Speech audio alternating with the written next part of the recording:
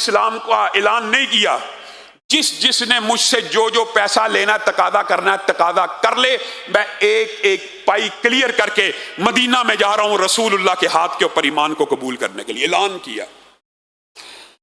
اور پھر ایک ایک بندے کے پیسے واپس کیے، اور رسول اللہ صلی اللہ علیہ وسلم کی بارگاہ میں آ کے جب اسلام کو قبول کیا تو یہاں پہ ایک بہت بڑا فقہی مسئلہ ہے، فقہی، اور اس کے اندر امت میں بہت لمبا چوڑا اختلاف موجود نہیں، لیکن چند چوٹی کے کبار محدثین نے چونکہ اختلاف کیا، چاہے ان کی وہ رائے شاذ ہے اس لیے بیان کر رہا ہوں۔ ابو العاص جب واپس آئے ہیں، رسول اللہ کے ہاتھ کے اوپر ایمان قبول کیا، ضمنی بات آئی ہے آپ کے علم میں ہونا چاہیے کہ یہ وہی ابو العاص ہیں جو امامہ کے والد ہیں، اور رسول اللہ اپنی اس نواسی سے اتنا پیار کیا کرتے تھے جس طرح حسن حسین کو دوران نماز سجدوں میں طویل کر لیا کرتے تھے، اگر کندھوں پہ چڑھ جاتے تھے تو امامہ بھی جب نماز میں قریب آتی تھی تو رسول اللہ نے قیام امامہ کو اٹھا کے کیا، پوری رکعت کا قیام اپنی نواسی کو۔ تو رسول اللہ صلی اللہ علیہ وسلم نے ان کے اسلام کو قبول کیا، اور ساتھ میں ایک عجیب جو فقہی باب ہے اسلام کے اندر، وہ نیا فقہی باب کا دروازہ کھلا۔ بعض محدثین کا اس بارے میں اختلاف موجود ہے، جیسے کہ پہلے کا رسول اللہ نے ابو العاص کو کہا کہ آپ نے اسلام قبول کر لیا، اب میں آپ کو اپنی بیٹی کے اسی نکاح میں واپس کرتا ہوں، یعنی جو نکاح پہلے سے موجود تھا حالت کفر کے زمانے میں، بیٹی کو تو واپس بلا لیا۔ تو بالعموم جو فلسفہ اور کلیہ فقہی بنتا ہے وہ کیا ہے کہ اگر ایک عورت مسلمان ہو جائے اور خاوند کافر ہو جائے، عدت گزر جائے، آٹومیٹک ہے یہ کہ اگر خاوند کافر ہے اور اس کی بیوی مسلمان ہو جاتی ہے تو طلاق واقع ہو جاتی ہے، عدت گزر جائے وہ عورت آزاد ہے۔ لیکن یہاں پہ جب رسول اللہ صلی اللہ علیہ وسلم نے اپنی بیٹی کو اسی سابقہ نکاح کے ذریعے ان کی طرف بھیجا تو یہاں سے کچھ باتیں سمجھ آتی ہیں۔ بعد محدثین نے کہا نیا نکاح کیا، لیکن یہ بات صحیح سند سے ثابت نہیں ہے۔ اسی نکاح میں واپس کرنے کی جو وجوہات بیان کی جاتی ہیں وہ یہ ہے کہ اگر عورت مسلمان ہو گئی، طلاق تو واقع ہو گئی، خاوند کافر ہے، لیکن عورت نے آگے نکاح نہ کیا ہو، عورت آگے نکاح نہ کرے، عدت گزر جائے، تو بھی سابقہ خاوند اگر واپس لوٹ کے آ جائے، مسلمان ہو جائے، تو اس کے نکاح میں واپس جا سکتی ہے۔ یہ فقہی ایک باب ہے، اس کے اوپر علماء کا اختلاف ہے کہ نہیں، نئے سرے سے نکاح منعقد کرنا چاہیے، نئے سرے سے، ہر یہ ضمنی اختلافات ہوتے ہیں۔ بہرحال رسول اللہ صلی اللہ علیہ وسلم نے دوبارہ اپنی بیٹی کو انہی کے نکاح میں دے دیا۔ یہ جو چھاپا مار کاروائیاں ہو رہی ہیں، ان سے تنگ آ کے نا ابو سفیان نے اس وقت اسلام چونکہ قبول نہ کیا تھا، ایک چال چلی،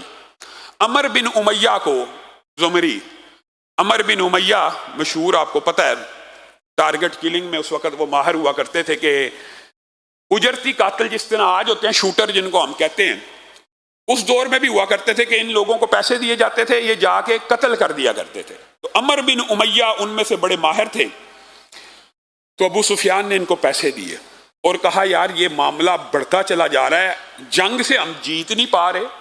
حملے وہ ہمارے اوپر کرنا شروع ہو گئے ہیں، قافلے وہ ہمارے گھیرنا شروع ہو گئے ہیں، آپ ایسا کیجئے چپکے سے جائیے کسی تدبیر کو لڑا کے رسول اللہ صلی اللہ علیہ وسلم کا معاذ اللہ خاتمہ کر دیجئے۔ پیسے بھی دیے اور انہوں نے پوری تدبیر بھی کی، خنجر کو اپنی ناف میں باندھا۔ تو رسول اللہ صلی اللہ علیہ وسلم بنو اشہل کی ایک مسجد میں اس وقت موجود تھے جب عمر بن امیہ آئے اور رسول اللہ صلی اللہ علیہ وسلم کے اوپر حملہ کرنے کی نیت سے آئے تھے۔ رسول اللہ صلی اللہ علیہ وسلم نے ان کو دور سے آتا دیکھا تو اپنے صحابہ کو پہلے بتا دیا کہ یہ بندہ جو آ رہا ہے، جو داخل ہو رہا ہے، یہ بری نیت سے آ رہا ہے، لیکن اس کے اور میرے درمیان اللہ کی تقدیر حائل ہے۔ اس سے مراد یہ ہے کہ رسول اللہ سے اللہ نے جو وعدہ کیا تھا نا میں آپ کو لوگوں سے بچا لوں گا، رسول اللہ کو اللہ تعالیٰ نے یہ گارنٹی دی تھی کہ اللہ تعالیٰ آپ کو کسی بندے کے ہاتھ اس طرح ضائع نہیں ہونے دیں گے۔ تو وحی کے ذریعے رسول اللہ کو جب ان کا بتلا دیا تو سعید بن حضیر بالکل، اور ان کو خضیر بھی کہتے ہیں، تیار ہو گئے۔ جب وہ قریب آیا عمر بن امیہ تو ان کو پکڑ لیا اور تلاشی لی تو خنجر زہر والا وہاں سے کپڑوں کے نیچے سے مل بھی گیا۔ بڑے پریشان ہو گیا کہ یہ کیا ہوا؟ اب دیکھیں ایک بندہ قتل کی نیت سے آیا ہے، پکے ارادے سے، پیسے بھی پکڑ چکا ہے۔ رسول اللہ صلی اللہ علیہ وسلم نے ان کے ساتھ بھی وہی معاملہ کیا جو سمامہ کے ساتھ کیا تھا۔ عمر سے بات چیت کرنے کے بعد کہا ایک شرط ہے، میں تجھے آزاد کر دوں گا، تو مجھے سارا واقعہ بتا۔ تو پھر اس نے، عمر بن امیہ نے سارے کے سارے واقعے کو کھول کے بیان کر دیا کہ اس طرح معاملہ ہوا تھا، ابو سفیان سے یہ پیکج طے ہوا، یہ ریٹ طے ہوا، آپ کے اوپر حملہ کرنا تھا، یہ سارا۔ جب سارے صحابہ نے سن لیا، رسول اللہ نے اس کے منہ سے ادا کروایا تو کہا عمر قتل کی نیت سے آیا تھا؟ جی ہاں، میں نے تجھے آزاد کیا۔ اب یہ جو احسان کے بار بار معاملات ہیں رسول اللہ کی سیرت کے اندر، یہ میرے اور آپ میں نہیں ہیں۔ ہمیں تو کوئی گالی نکال دے ہم شاید معاف نہ کریں ساری زندگی، یہ رسول اللہ کے قتل کے معاذ اللہ ارادے سے آیا۔ رسول اللہ نے ایک جملے میں کہا جا تجھے آزاد کیا، معاف کیا۔ اسی وقت عمر بن امیہ نے کلمہ پڑھ لیا۔ اللہ کے رسول کس جہالت میں رہے ہیں، کس گمراہی میں رہے ہیں، کیسی عجیب بات تھی، آپ سے نفرت، آپ جیسی شخصیت کو قتل کرنے کے ارادے سے آیا اور آپ نے مجھے ایک تھپڑ مارنے کو، ایک کسی صحابی کو ایک یہ بھی نہیں کہا کہ اس کی کوئی پٹائی کر دو، آپ کہہ رہے ہیں جاؤ آزاد کر دیا۔ میں آپ کے ہاتھ کے اوپر اسلام کو قبول کرتا ہوں، مجھے حکم دیجئے، اب میں اس جرم کا کفارہ ادا کرنا چاہتا ہوں۔ تو رسول اللہ صلی اللہ علیہ وسلم نے، جیسے میں نے آپ کو پہلے بتایا تھا، بعض لوگوں کعب بن اشرف، ابو رافع یہودی کے ساتھ ٹارگیٹڈ کارروائی کی، تو یہاں پہ پہلی دفعہ رسول اللہ صلی اللہ علیہ وسلم نے عمر بن امیہ کو کہا ٹھیک ہے، اب آپ نے اسلام کو قبول کر لیا، اب ہمارے ساتھی ہیں، آپ کے گناہوں کو اللہ تعالیٰ نے معاف کر دی ہے، تو جس کام کے ارادے سے میرے لیے آئے تھے وہی کام ابو سفیان کے ساتھ کر گزرو۔ ساتھ میں ایک اور صحابی کی ڈیوٹی بھی لگائی کہ تم دونوں جاؤ اور یہ معاملہ بھی اب ختم ہو جانا چاہیے، ابو سفیان کو قتل کر دیا جائے۔ لیکن اللہ کو کچھ اور ہی منظور تھا۔ یہ عمر بن امیہ بھیس بدل کے جب خانہ کعبہ میں پہنچے اور ابو سفیان کی طاق میں تھے اور آپ کے ساتھ ایک صحابی رسول بھی رسول اللہ صلی اللہ علیہ وسلم نے بطور مدد کے بھیجا، انہوں نے اچھی طرح حلیہ وغیرہ بدلا، لیکن چونکہ رہتے رہائشی قریش جانتے تھے تو وہ حیت اور حلیے کی تبدیلی کے باوجود پہچانے گے، تو قریش نے تو کسی کام کے ارادے سے بھیجا تھا، جب خانہ کعبہ میں موجود پایا اور پہچان گئے تو پھر یہ وہاں سے دوبارہ فرار ہو کے بڑی مشکل جان بچا کے رسول اللہ صلی اللہ علیہ وسلم کی بارگاہ میں پیش ہو گئے۔ گویا جو معاملہ ابو سفیان نے کرنا چاہا وہ بھی پورا نہ ہوا، اور جس کام کے لیے رسول اللہ صلی اللہ علیہ وسلم نے بھیجا وہ بھی نہ ہو سکا، چونکہ اللہ رب العزت کو حضرت ابو سفیان کے بارے میں کچھ اور ہی منظور تھا۔